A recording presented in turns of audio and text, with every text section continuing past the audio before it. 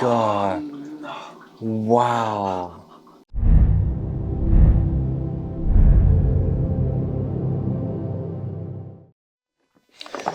Hello and welcome to my YouTube channel. I am Joshua, the owner of Agatebay, and these agates today are from the Dryhead Agate mine in Montana. These are old stock pieces which have been mined over decades ago, and these are sedimentary formed. Sedimentary formed agates are much more rare in the entire agate world compared to volcanic formed rock. So all of these agates have originally formed in some sort of concretion around organic material. And there's only one piece that I spotted that already has a window, which seems to be a little bit quartzy with a little bit of red agate, but I think this may turn out to be a floater because there's a little more agate banding in the center of the piece. All the other ones I could really not spot any agate pattern at all yet. So these are complete surprise pieces, and that's also the reason why we have a few more today.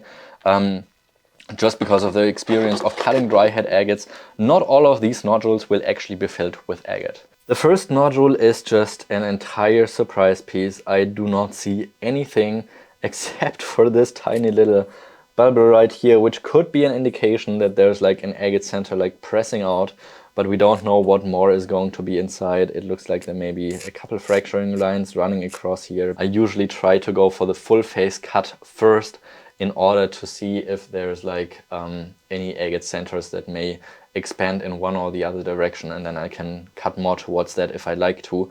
But if I hit the biggest volume of the piece, then there's also the highest likelihood of catching the most agate. So I will cut right over this bubble right here and just for the biggest volume and biggest face like this.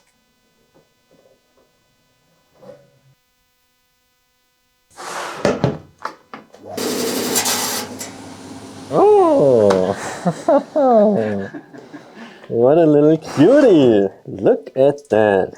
Yeah, this is the tiny little agate area we could spot from the outside, and I was thinking, well, it's better than I was afraid it could be, because I thought maybe it's just like this little area that's agatized, but it actually is a really cute little agate. I mean, look at this center right here, just beautiful orangey red agate floating in this other area, which I would consider like a, well, type of a mud ball. So if it's only like this brown material, you would call it a mud ball.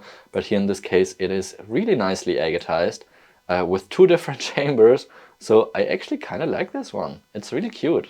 I was going to say same game with this one and cut for the fullest face until I discovered that there's a fracturing line right here. So I just don't want to risk cutting full face through it and then have a fracture line that just destroys the picture.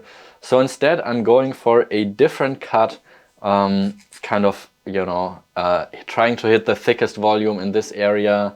It also seems like this may be the same fracturing line on the other side of the piece. So I'm just trying to stay a little right to that and then cut once across like this. Alright, here you can see the fracturing line, and here up top also maybe a little bit of what I think could be a fracturing line, and I'm just cutting right next to that and see what is going to come out. Oh yeah, it's a druzy. Wow. I could feel that it was going a little quicker mid into the cut, and the reason is that it is actually a cute little druzy specimen. Beautiful outlined by this white agate, making a great contrast with this earth-toned sedimentary host rock surrounding. But yeah, it's a cutie. There's no windows in this piece, also no fracturing lines that I see at all. So this will be an easy decision. Just go for the biggest volume cut with the biggest face once across the piece like this.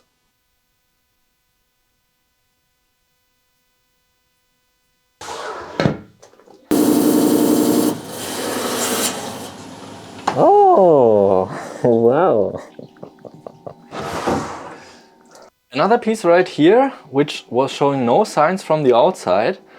And look at that, another nice little druzy in the center with beautiful red banding surrounding it. So we are still waiting for the first flyer. Like every time I'm cutting one where I don't see anything, I'm afraid I have to throw it away, but so far we are pretty good with these. I noticed that this is a nodule where there's a tiny little window showing of a broken area, but they can change so quickly that it could be that after this section right here, there is no agate at all again. So it's almost impossible to predict any of these Dryhead agates, just extremely hard to make any guesses on what's happening. But what I learned is if there's like a rough section like this, where it just looks a little more bumpy or rough from the outside and not as you know, smooth of an exterior, this could be an area where it may have a higher concentration of agate. So I assume there could be like a little bit of a layer of an agate that formed all the way from here to over there. So I will probably cut it right below here and then stay a little bit closer to the left side to see if I get a little more agatization out of it.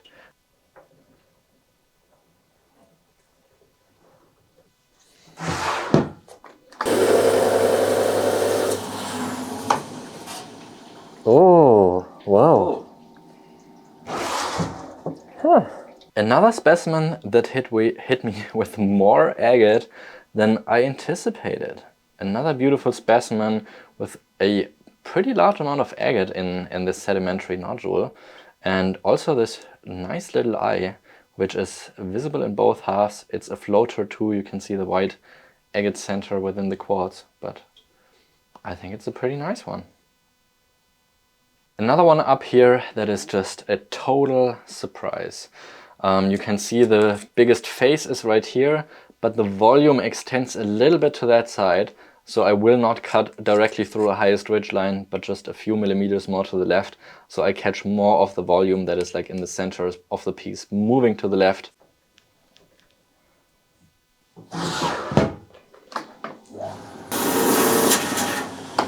Oh, okay. I think I hit this one pretty perfectly in the center of the specimen. They're pretty evenly grown. And another one that just hits me with more agate in the center than I was expecting. It also kind of looks like it's like kind of compressed or like swirling around the center. So I think this is another really, really good piece. What's happening with this potato? So far, we don't know, so we'll have to cut it. There's no signs from the outside whatsoever.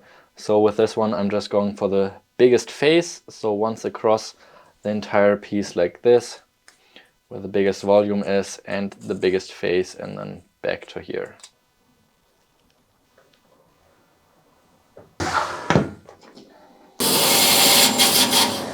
Wow!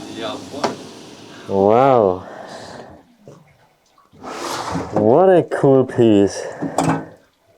Wow, these Dryhead agates are taking a lot of time to cut, but this one is just amazing.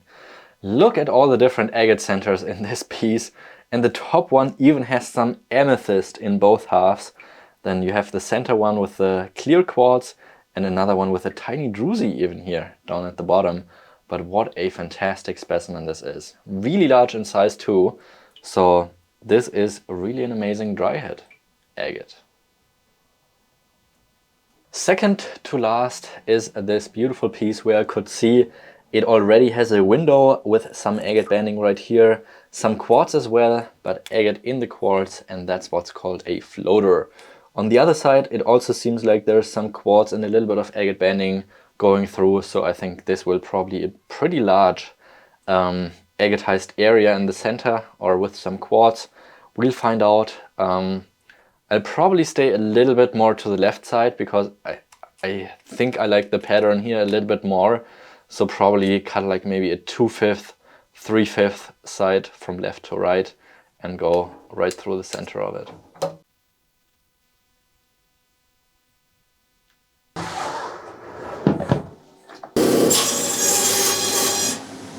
Oh my god. Wow. Wow. That's a really good one. Alright guys, we have hit the cut of the day with the 2/5 and 3/5 ratio, and it seems it is the absolute perfect decision. Look at this incredible piece. Double floater, you can see the red and white layer right here, and then another floater in the very center of the piece. If you look super closely, you can also see there's tiny layers of quartz in between the red layers and the whites. Beautiful formation down here as well, no fractures. This is really what you're dreaming of when you cut a Dryhead agate.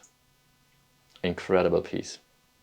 I just oiled this baby up and what I mean by that is just dunking it into the oil because it makes the fractures a little more visible, and I can see it looks like there are some fracturing lines like pretty much all across the piece and right here as well.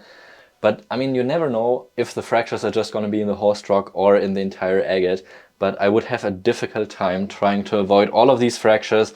And also I am just so curious to cut this one for the biggest face. So in this case, I'll really just ignore the fractures and pretend they're not there.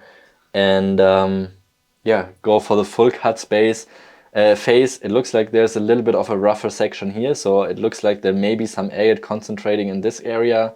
This side looks a little more smooth. But yeah, I think I'll just cut it right down the middle and see what's happening. I just have to adjust the angle a little bit so I can still close the glass in front, but that's fine now.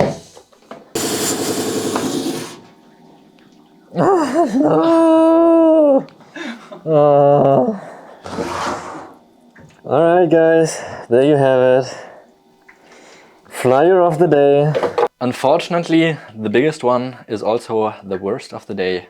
And yeah, if you just bought one rough stone and it has quite some weight, you know, that's the risk with buying rough stones, and that's why I always recommend to buy more at once, so you have like a little bit more average of the chance of evening out bad ones with good ones too. But if you just bought one piece, you would have nothing. Well, it's not entirely nothing, because what it is a flyer. So we'll go ahead and throw it into the trash. Yeah, here we go. These are all the Dryhead agates I've been cutting today, except for one piece which left us a little early. But this is the result. I think for me at least, there is a clear winner, and this is this absolutely exceptional floater agate. It is just absolute perfection. I could not have dreamed of a better Dryhead agate than this. But also a few of the other ones are quite nice. This one has a really nice pattern in the center of the piece, and of course this really large size piece with the amethyst, the quartz, and the many different centers in it. So these pieces I'm going to get polished for sure.